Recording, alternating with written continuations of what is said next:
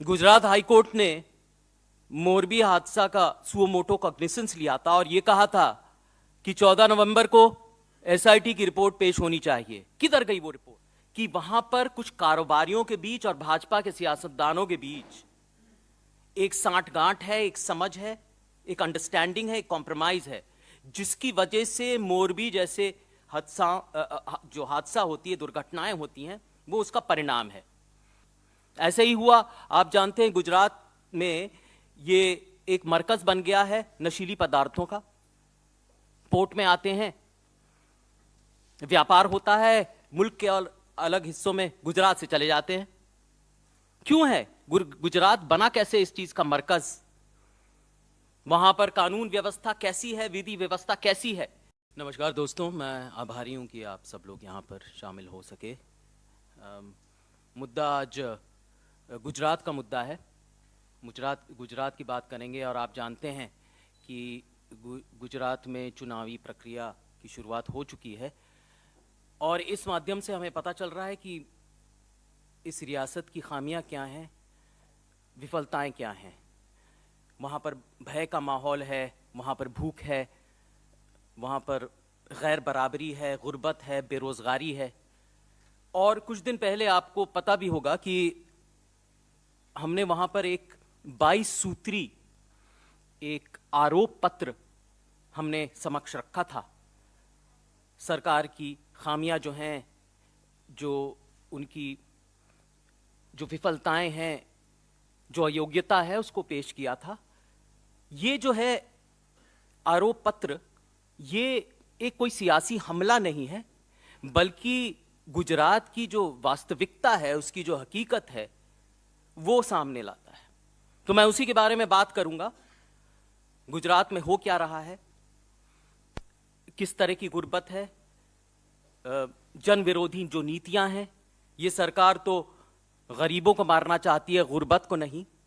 और जो Gujarat model of development है, वो कितना विकृत है, कितना विनाशक है। वहां पर कैसा कुशासन है, बदअलमी है। सबसे पहले मुख्य सवाल ये उठता है कि मोरबी की बात करते हैं तो मोरबी हादसा में अभी तक एसआईटी की जो रिपोर्ट है वो पेश क्यों नहीं हुई?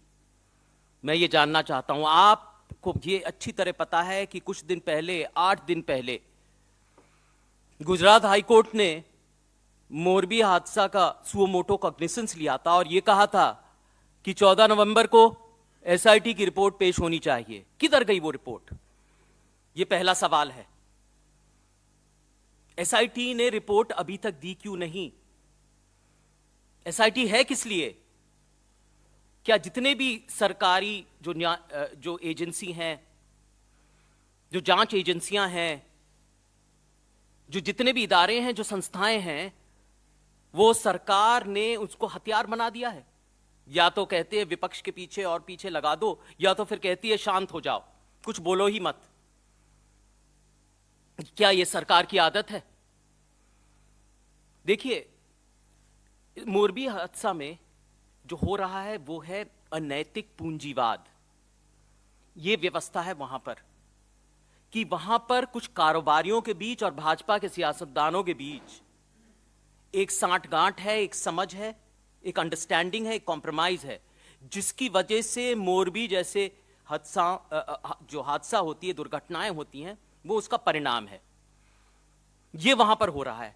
मैं याद दिलाना चाहता हूं, कोविड के वक्त 2020 में जब इस मुल्क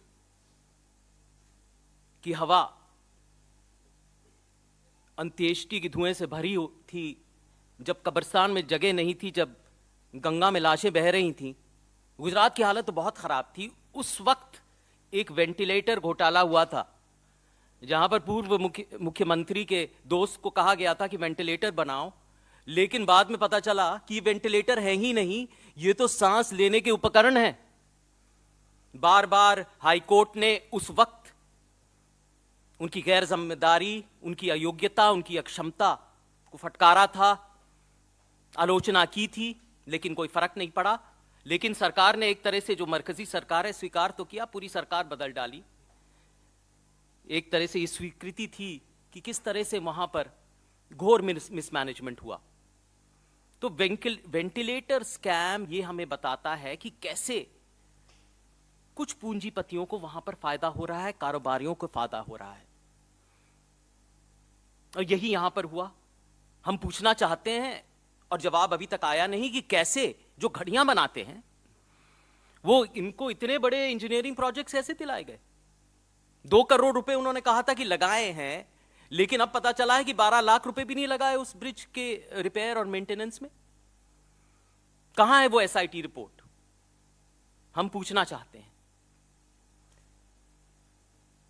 बिहार का जो ये विकृत डेवलपमेंट का मॉडल है, जो विकास की प्रणाली है, गुजरात का जो ये मॉडल है, ये जो प्रणाली है, इसमें बड़ी विषमताएं हैं, बहुत ज्यादा गैर बराबरी है।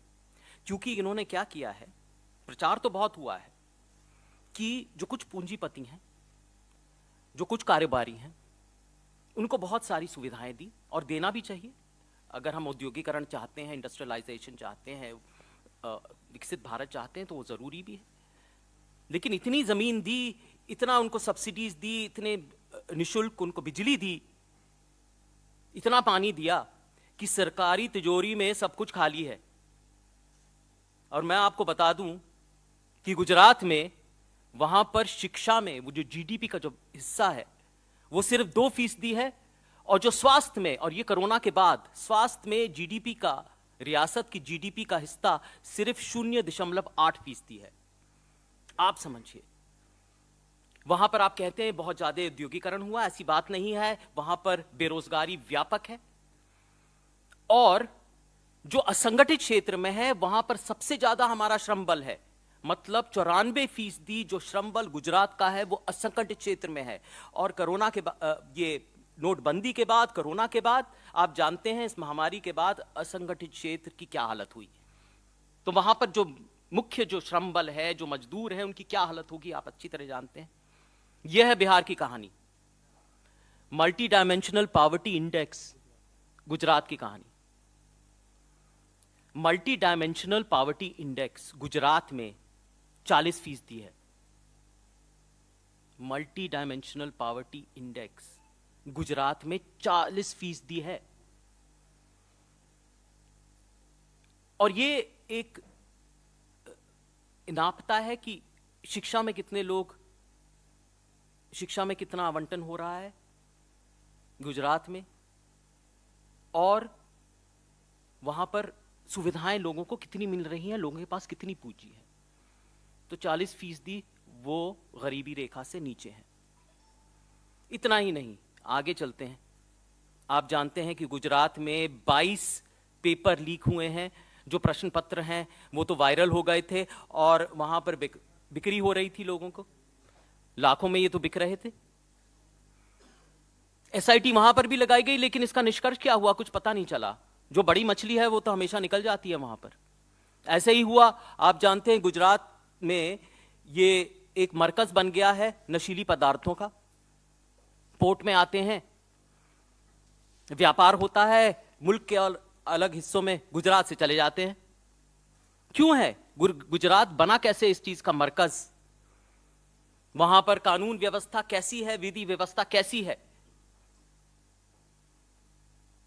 इतना ही नहीं, जो हूच ट्रेजेडी हुई, दुर्घटना हुई, 100 लोग वहां की जाने गई, उसका निष्कर्ष कुछ निकला नहीं, कोई जांच का कुछ निष्कर्ष निकला नहीं। वहां पर मैं जानता हूं कि वहां पर एक तरह से शराबबंदी है, लेकिन किस तरह से ये ऐसे हादसा होते रहते हैं आप बिल्कुल अच्छी तरीके से वाकिफ हैं। कांग्रेस का जो कैंपेन है वो सकारात्मक रूप से, जबरदस्त रूप से वहां पर चल रहा है, सकारात्मक रूप से जारी है। और एक तरफ भारत जोड़ो यात्रा भी चल रही है। आप देख रहे हैं कि भारत जोड़ो यात्रा में जो हुजूम, जो उत्साह, जो उमंग, जो लोग जो शामिल हो रहे हैं, रोज पे रोज कारवां बढ़ता जा रहा है, हम अपनी मंजिल के करीब आते जा रहे हैं। और ऐसी विषमताओं की, गैर बराबरी की, असमानता की बात हम कर रहे हैं, प्यार मोहब्बत की बात कर रहे हैं, अमन चैन की बात कर रहे हैं। गुजरात में भी हमारा जो कैंपेन है वो सकारात्मक है, ये मैं बताना चाहूंगा। हम गली गली जा रहे हैं, लोगों के पास जा रहे हैं और ये उनको आश्वासन दे रहे हैं, विश्वास दिला रहे हैं कि जो हम करते हैं, जो कहते हैं वो करते हैं। राजस्थान में जैसे हमने अर्बन मनरेगा लागू किया, वहां पर 800 करोड़ रुपए का आवंटन हो चुका है राजस्थान में और 2.5 लाख जॉब कार्ड्स बढ़ चुके हैं। आप जानते हैं कि न्याय योजना छत्तीसगढ़ में हो चुकी है। और इस तरह से अगर हमने गुजरात में वादे किए हैं कि हम गुजरात की जो नौकरियां हैं उसमें कॉन्ट्रैक्ट बिल्कुल बंद कर देंगे, 10 लाख सरकारी नौकरी देंगे, वहां पर 3,000 रुपए का बेरोजगारी भत्ता देंगे, 300 रुपए यूनिट बिजली निशुल्क देंगे। अगर हम जो किसान भाई हैं 3 लाख रुपए के कर्जे माफ करेंगे तो हम ऐसा करके दिखाएंगे, क्योंकि हमारे पास वो अनुभव है, वो तजुर्बा है, हमने ऐसा किया है, वचन का पालन हमने किया है। ये राजस्थान में देख लीजिए, ये छत्तीसगढ़ में देख लीजिए, हम यही गुजरात में करेंगे।